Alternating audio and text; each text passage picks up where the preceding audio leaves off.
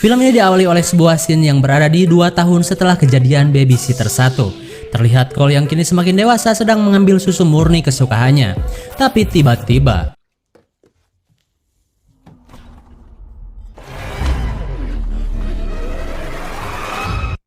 ternyata bayangan dari kejadian itu selalu menjadi mimpi buruk buat Cole. Cole yang kini seorang siswa SMA masih saja mengalami pembulian karena semua kejadian yang ia alami tak dipercaya orang-orang. Seperti yang kita tahu, di akhir film Babysitter 1 semua mayat sudah menghilang. Bahkan sosok si babysitter pun sudah lenyap ketika diperiksa petugas. Kemudian scene beralih ke sekitaran sekolah, di mana pada saat itu Cole sedang bersama teman dekatnya yang bernama Melanie. Mereka yang sedang mengobrol masih membahas soal kejadian 2 tahun silam.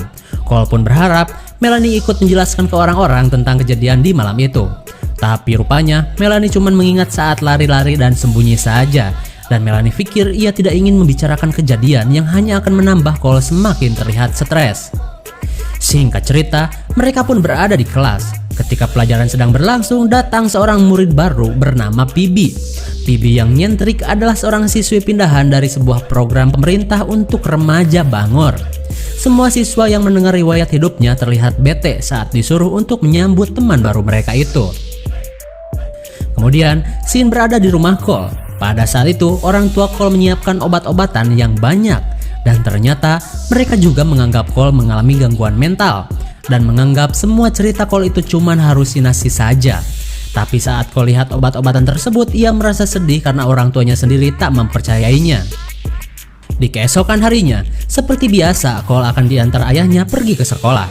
Lalu tanpa sengaja, ia melihat brosur dari fasilitas psikiater. Dan beserta tulisan jam 1 siang, hingga Cole pun mengira bahwa siang nanti ia akan dibawa orang tuanya ke fasilitas tersebut. Sesampainya di sekolah, Cole menceritakan kepada Melanie tentang hal tadi. Terlihat Cole pun bersedih dengan niat orang tuanya itu. Kemudian Melanie mengajak Cole untuk bergabung dengannya saja, dimana pada saat itu Melanie bersama temannya akan pergi jogging ke sebuah danau. Cole yang lagi galau pun akhirnya mengikuti rencana Melanie. Kemudian terlihat Phoebe berada tak jauh dari mereka. Pada saat itu, Phoebe menemukan boneka jadulnya sudah berada di loker. Tak hanya itu, ia juga melihat sebuah tulisan yang memiliki arti berakhir malam ini. Phoebe pun heran dan tak tahu siapa yang telah menyimpannya. Singkat cerita, Cole dan Melanie sudah siap untuk rencana mereka. Lalu disusul teman Melanie yang lain. Tak lama kemudian, mereka pun langsung gas menuju danau.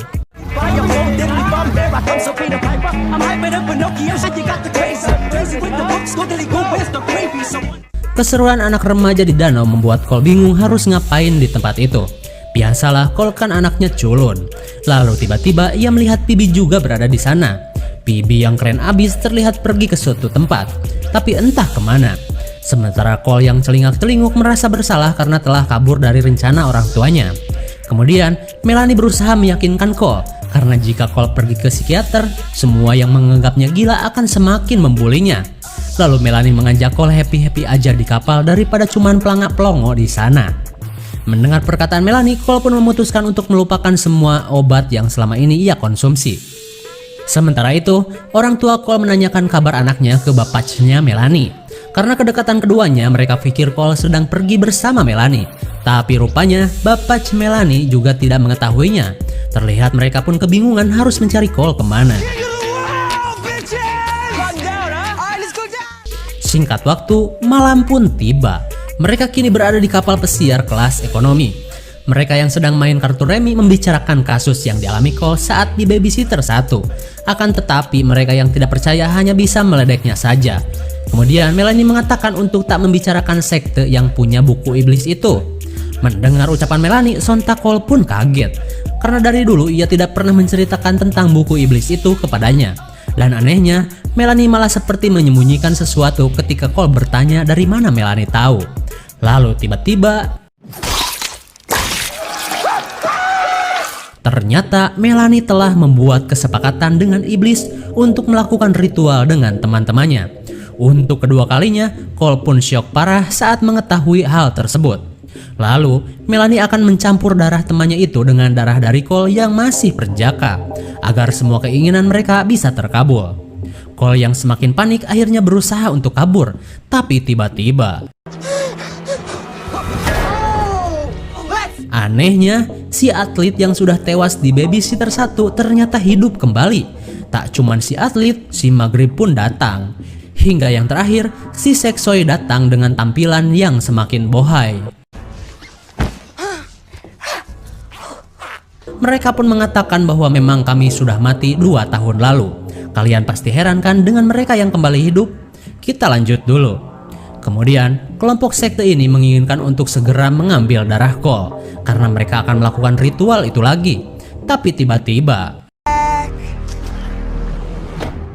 kedatangan Pibi yang mencari bensin membuat semuanya terdiam. Pibi pun heran saat melihat orang-orang yang dianggapnya aneh. Hingga pada akhirnya, Pibi bergegas untuk pergi. Di saat itu pula, Cole akhirnya bisa kabur.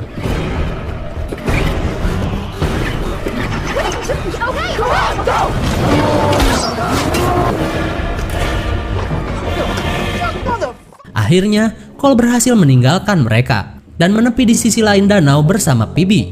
Kemudian Cole menjelaskan semuanya yang ia alami kepada Pibi. Dan untungnya, Pibi percaya dengan semua cerita teman barunya itu.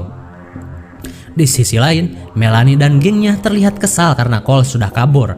Mereka pun bingung harus mencari Cole kemana.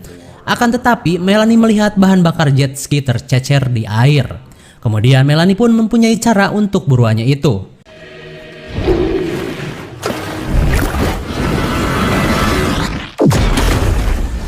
Dari ledakan tersebut, mereka akhirnya mengetahui keberadaan Cole. Lalu mereka pun bergegas mencarinya. By the way, ledakan itu tidak membuat Cole dan Pibi terluka. Lalu Cole mengajak Pibi untuk kabur bersamanya. Akan tetapi, Pibi menolak dan seolah ia memiliki tujuan lain.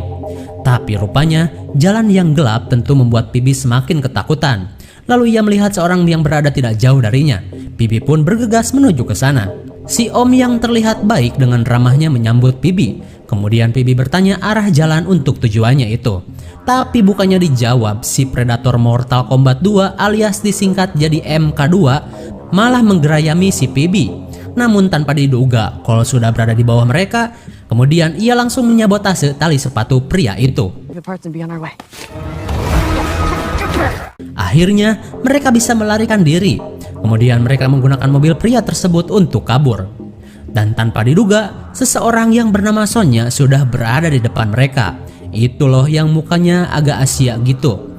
Ia pun mengetes flamethrowernya ke arah si Om-Om MK. Pria itu pun modar. Melihat kejadian itu, mereka pun semakin panik dan langsung menghajar Sonya pakai mobil. Tapi rupanya Sonya terlihat kuat meskipun sudah terlindas.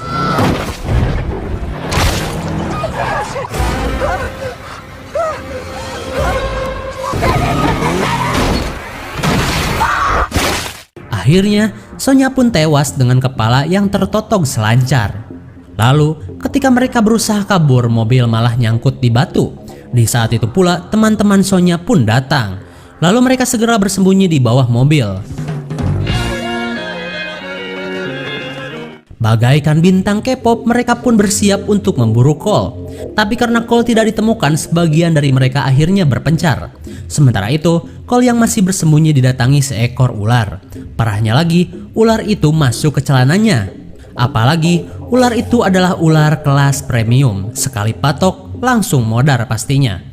Tapi untung saja Pibi berhasil menangkap ular itu sebelum mencium si Cole. Saat mereka sudah pergi, Cole dan Pibi melanjutkan pelariannya dengan berjalan kaki.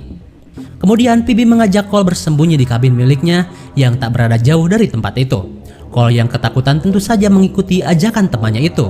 Tapi tanpa diduga, si Seksoy Allison mengetahui pelarian mereka. Tak lama kemudian, Allison berhasil menemukan mereka. Allison yang pernah mengikuti sebuah audisi penyiar TVRI pernah mengalami kegagalan. Dan pada waktu itu ia didatangi oleh orang yang bernama B. Dan katanya ia bisa memberikan semua yang diinginkan oleh Allison. Tentunya dengan sebuah ritual.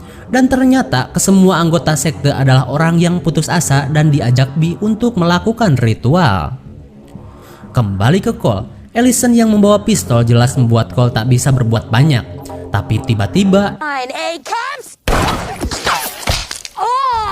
Akibat kebodohannya, ia malah tertembak di area tombolnya. Melihat Allison panik karena balon kuningnya meletus, Cole dan Phoebe bergegas lari seedan-edannya. Tapi pengejaran Allison terhenti saat dirinya nyangkut di sela-sela batu. Melihat keadaan tersebut, Cole dan Phoebe berniat melakukan fatality.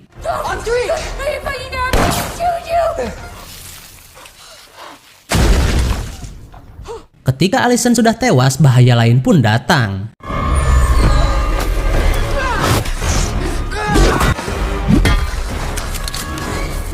Meskipun ditodong, si atlet tidak merasa takut. Sialnya lagi, pistolnya malah kehabisan pelor.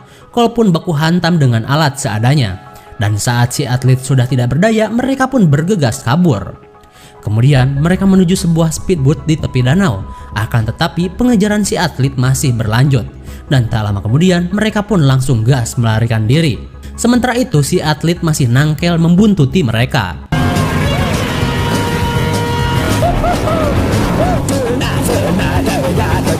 Di tengah pelarian, Phoebe mempunyai ide. Dengan sebuah semprotan tali, Phoebe akan melakukan aksinya. Easy, killer. Pretty flammable.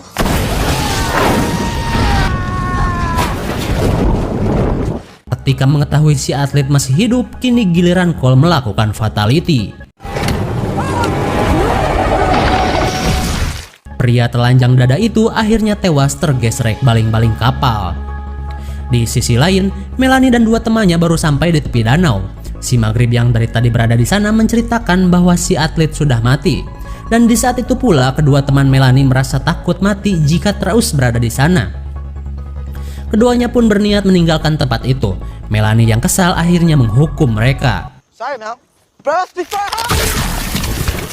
Melanie yang sudah memiliki kekuatan iblis telah melenyapkan temannya sendiri.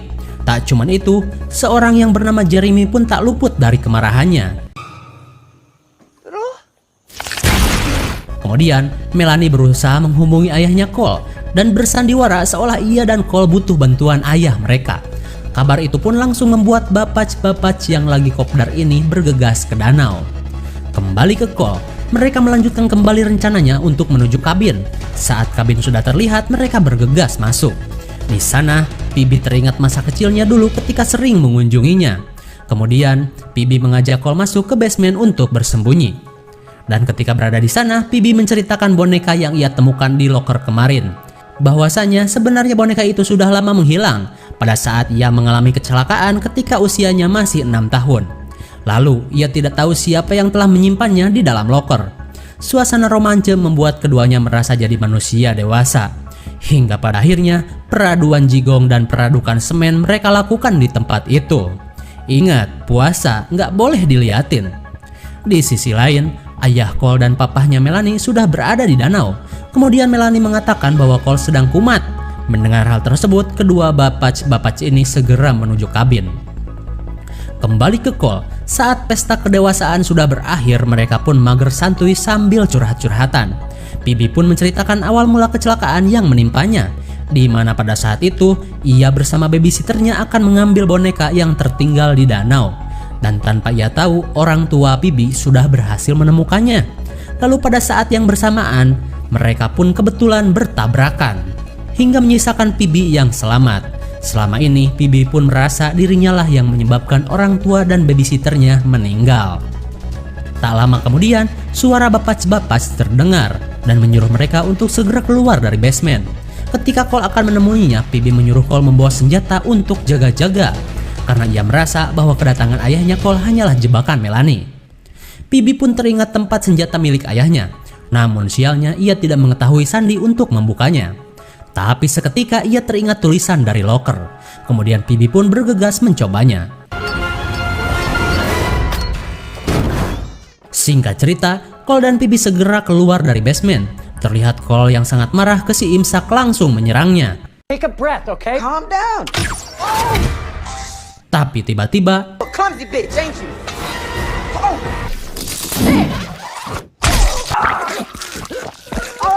si Imsak pun akhirnya tewas. Kemudian Melanie tiba di sana dan bertingkah seperti tak tahu apa-apa. Sementara itu Cole menjelaskan bahwa Melanie lah dalang dari semua kekacauan ini. Namun sialnya mereka selalu saja tidak percaya dan lebih menganggap Cole semakin tidak waras. Dirasa makin rumit, Cole dan Phoebe langsung kabur. Sementara Melanie yang diajak pulang ayahnya malah marah-marah. Dan tanpa diduga, Melanie yang sudah bersekutu dengan iblis kini menjadi anak durhaka dengan membunuh bapaknya sendiri. Kembali ke Cole, Cole menyuruh Phoebe pergi duluan karena ia harus menahan ayahnya yang sedang mengejar. Sesaat kemudian ayahnya pun datang. Ketika Cole menjelaskan semuanya, si ayah terlihat mengerti dan membujuk Cole untuk segera memeluknya. Tapi rupanya itu hanya sandiwara ayahnya saja. Alhasil Cole pun pingsan. Cole yang akan dibawa pulang baru sadar dari pingsannya. Lalu ia berusaha menggunakan mobil untuk kembali ke danau. Ayahnya pun membujuk Cole agar tidak kembali ke sana. Akan tetapi Cole tetap akan menyelamatkan Phoebe yang sangat ia lope. Kembali ke tepi danau, kali ini Melanie dan semua perlengkapan ritualnya sudah siap. Lalu ia menggunakan Phoebe sebagai tawanan agar Cole datang untuk diambil darahnya. Singkat waktu, Cole kini berada di danau. Cole yang sudah muak langsung menyuruh Melanie untuk segera mengambil darahnya saja dan melepaskan Phoebe. Akan tetapi, Melanie tidak akan melepaskannya sebelum persembahannya dilakukan. Sontak Cole pun bertanya untuk siapa sih persembahan itu. Lalu tiba-tiba, rupanya persembahan Melanie itu untuk si Seksoy Bee, The Legend of Babysitter Bondon. Cole terlihat kaget mengetahui Bee muncul kembali setelah 2 tahun menghilang. Dan ternyata Phoebe juga kenal dengan sosok Bee. Rupanya Bee adalah pengasuh Phoebe yang mengalami kecelakaan bersamanya dulu. Phoebe pun heran karena setahunya Bee sudah tewas dalam kecelakaan itu. Kemudian Melanie bergegas mengambil darah murni dari Cole. Sementara Cole tak percaya Melanie yang ia kenal dulu dan sempat membagi jigongnya, kini ia berubah menjadi psikopat Bondon. Melanie pun mengatakan bahwa dulu ia telah mendapat kesempatan dari Bee untuk merubah diri. Melanie pun mengatakan bahwa dulu ia telah mendapatkan kesempatan dari Bee untuk merubah diri seperti keinginannya. Dan kini ia ingin naik level lagi. Lalu Bee berkata bukan cuma Melanie yang akan naik level, tapi semuanya.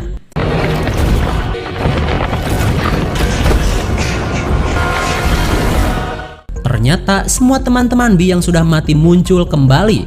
Sontak Cole pun kaget melihatnya. Kemudian Melanie langsung mengoplos darah yang sudah ia siapkan. Lalu mereka pun langsung meminumnya. Akan tetapi mereka tidak merasakan ada perubahan, hingga mengira ada sesuatu yang gak beres dengan darahnya. Lalu tiba-tiba, tak cuman Allison, semua yang meminum darah oplosan itu terlihat ripuh.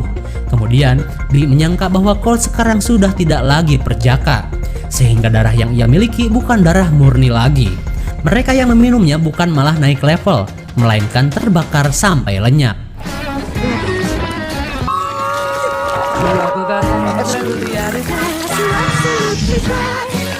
Lalu Melanie, ia pun harus merasakan kepedihan terbakar api neraka. Sia-sia saja kau Melanie, padahal kau bisa jadi wanita potensial. Ya sudahlah.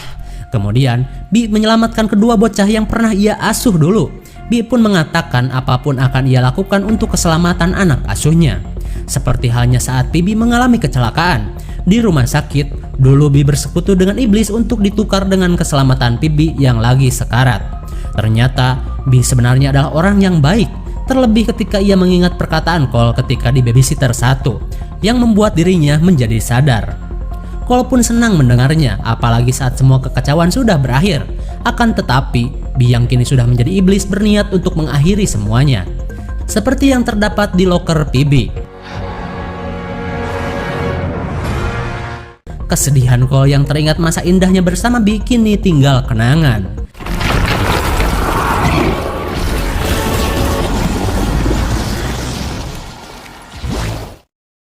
Bee yang telah mengasuh mereka pun akhirnya lenyap.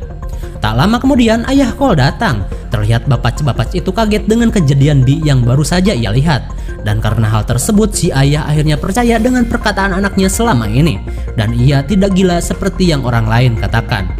Tapi tanpa diduga, buku iblis Bee ternyata masih ada dan siap jadi panduan untuk orang-orang yang menginginkan jalan pintas. Dan film The Babysitter 2 pun berakhir.